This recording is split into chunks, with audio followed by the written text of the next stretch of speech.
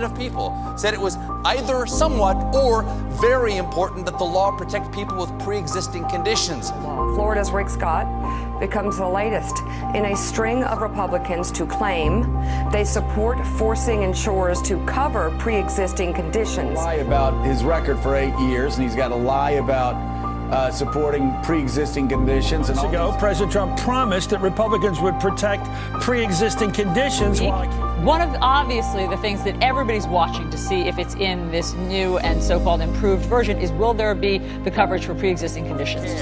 Sure, every word out of my mouth is a lie, but you knew that when you elected me. I'm a pre-existing condition.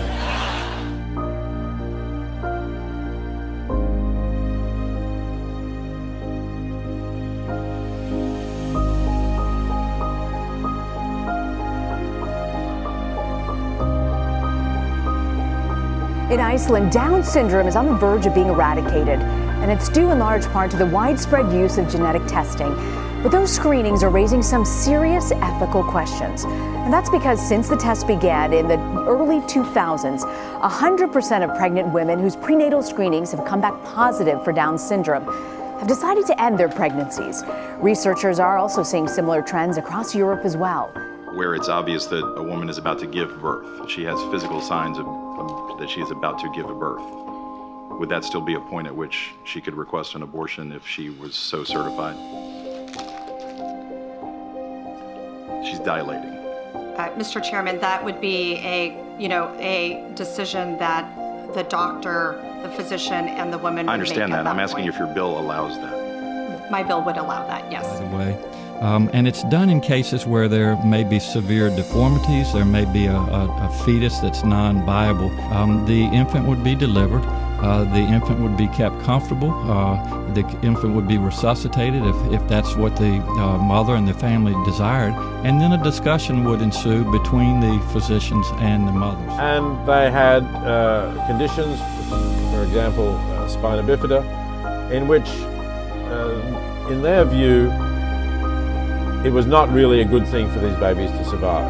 That we just described, where Indiana had tried to block women from getting abortions if it were based on a disability. And I'm just curious about that one. Why would you want a family who have to have a child with a severe disability? They wanted it, but again, I don't feel like I'm getting an answer to my question. Why would families in Indiana, why would lawmakers make them have to have a child with severe disabilities? How does that work? Why is that a good thing for the state of Indiana?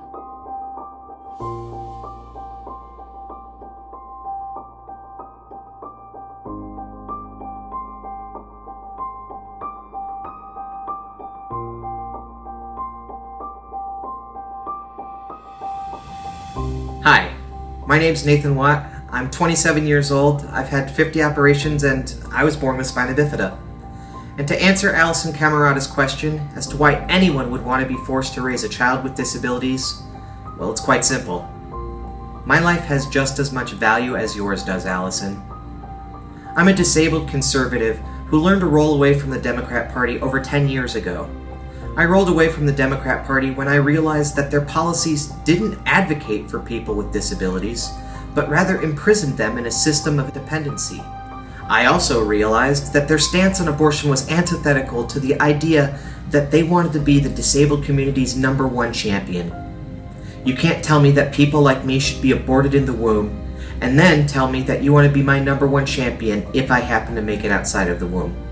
The Democrat Party wants to claim that they're the party of pre-existing conditions, yet what they fail to acknowledge is that a baby in the womb with medical abnormalities is the very definition of having a pre-existing condition. I also resist the notion that just because I'm a disabled person, that I or my vote belong to the Democrat Party. Just like conservative African Americans, I face hatred by the community whenever liberals find out that I'm a conservative.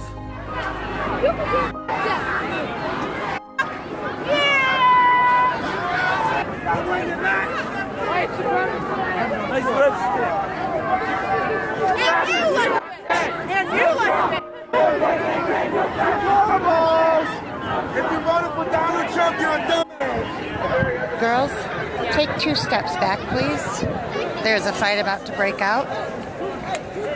No Trump! No KKK! No fascist USA! No Trump! No KKK! No fascist USA! Later that night, I was verbally attacked by a man on the subway platform. He started screaming at me, saying that I should be ashamed that I'm a conservative and that I was turning on my own people. I resist the notion that my thoughts are dictated by my physical condition or that I belong to one party or group of people. It's simple, really. The civil rights issue of our lifetime is going to be for the unborn and going to be for the advancement of disabled people. Disabled citizens face extreme discrimination every single day in the workplace and in society. Alison Camerata's bigotry towards the disabled community was on full display when she couldn't fathom the idea of a family wanting to raise a child with disabilities. Euthanizing children just because they have disabilities in the womb is the farthest thing from having any compassion. No one knows more about life with Down syndrome than I do. Whatever you learn today, please remember this. I am a man with Down syndrome, and my life is worth living. Frank Stevens and I are Down syndrome and spina bifida. This is what you're killing. And if you can look at me in the face, eye to eye, and tell me that my life isn't worth living, then you frankly don't belong to be in a position running this country. In 2018, in the state of Florida alone, over 700 children were aborted due to severe fetal abnormalities. Those are children like Frank and I. In 2009, a study was conducted in Atlanta that showed that 34% of parents decided to abort their baby when they found out that they were going to have spina bifida, even though they had the opportunity to have in utero surgery to hopefully correct it. Just 2 years ago, 67% of parents aborted their children when they found out that they were going to have Down syndrome in the United States. The Democrat Party, pushing for the abortion of babies with medical conditions in the womb, is the very definition of eugenics. Adolf Hitler supported eugenics. If you're a disabled person, it's time to roll away from the Democrat Party.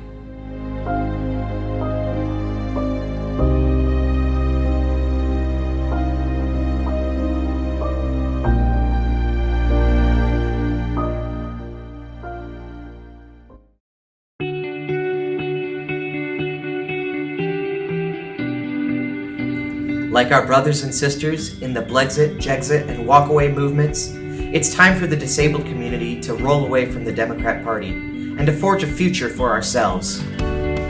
One where we fight for the lives of the unborn that have the same conditions as us.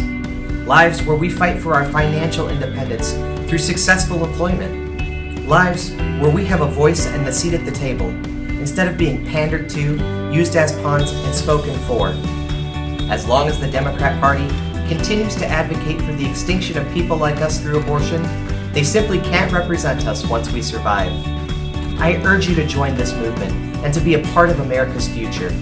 Whether you're blind, deaf, have a cognitive disability, or a physical one, the RollExit Movement belongs to every member of the disabled community. So join us today, and let's defy the world's expectations.